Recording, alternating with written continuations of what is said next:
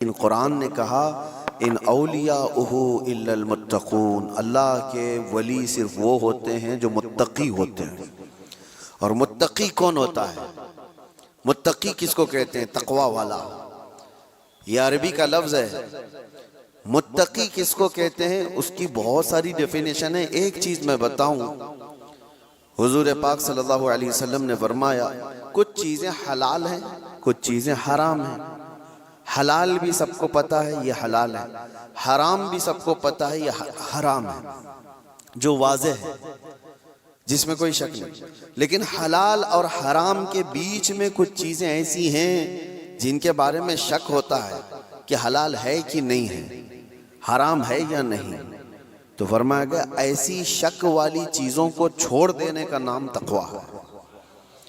حرام چیزیں چھوڑنے کا نام نہیں۔ حرام چیزیں چھوڑنا تو مسلمان کے لیے ضروری ہے۔ شراب نہیں پیتا، چوری نہیں کرتا، زنا نہیں کرتا، یہ ساری چیزیں نہیں کرتا، یہ تو مسلمان کے لیے ضروری ہیں۔ لیکن چند وہ چیزیں ہیں جو حرام اور حلال کے بیچ میں مشکوک ہیں، ان چیزوں کو بھی چھوڑ دینے کا نام تقویٰ ہے۔ اور تقویٰ دل سے ہوتا ہے، تقویٰ دل سے ہوتا ہے۔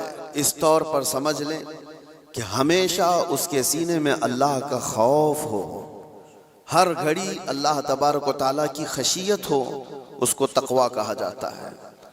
تقویٰ، اور تقوی کے بغیر کوئی ولی نہیں ہوتا۔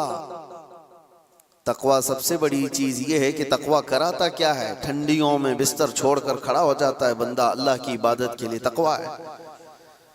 رات کے وقت وہ جب لوگ سو رہے ہوں یہ رب تعالیٰ کے حضور کھڑا ہو جاتا ہے، یہ اللہ کا خوف اس کو بستروں سے اٹھا دیتا ہے، یہ تقویٰ ہے۔ اللہ کا خوف اسے ایسی جگہوں کی طرف دیکھنے بھی نہیں دیتا جس کو دنیا عام طور پر دیکھتی ہے، یہ تقویٰ ہے۔ اللہ کا خوف اس کے سینے میں، اس کی آنکھیں محفوظ ہیں، اس کی زبان محفوظ ہے، اس کا دل محفوظ ہے، اس کے ہاتھ پیر محفوظ ہیں گناہوں سے، یہ تقویٰ ہے۔ اور یہ تقوی کے ساتھ ہی کوئی اللہ کا ولی ہوتا ہے۔ اللہ کا ولی وہ نہیں کہ لٹھ چھوڑ کر کے رکھا ہے بالوں کی، 10 انگوٹھیاں پہن کے گھوم رہا ہے، اور کوئی بھی بابا بن کر کے لوگوں کو لوٹ رہا ہے، اس کو لوگ سمجھ لیے کہ اللہ کا ولی ہے۔ اللہ کا ولی وہ نہیں ہوتا۔ سب سے بڑی بات آپ کو میں